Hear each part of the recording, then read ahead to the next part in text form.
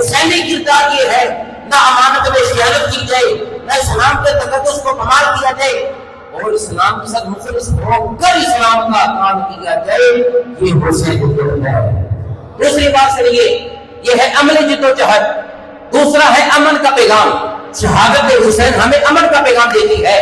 آج جب یہ ماحول بنتا ہے، شہادت حسین کا دن آتا ہے، کرفیو نافذ ہو جاتا ہے، طرح طرح کے مسائل، جنگ کا ماحول بن جاتا ہے اور مصیبت کا ماحول بن جاتا ہے، جبکہ اغیار کے نزدیک ایک اور بات بھی ہے، ان کے نزدیک مسلمان نہ تعلیمات قرآن پر متفق، نہ تعلیمات اولیاء پر متفق، نہ تعلیمات صحابہ پر متفق۔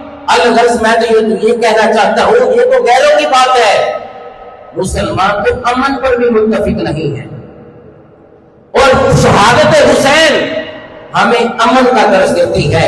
سنو عزیزو، دوستو، صاحبو، امام حسین نے کربلا کے میدان میں شہید ہو کر دین رسول کے تحفظ کے لیے دنیا والوں کو یہ پیغام دیا، شہید ہو کر، کہ حق کی خاطر جان تو دی جا سکتی ہے، مگر باطل کے سامنے گردن نہیں جھکائی جا سکتی۔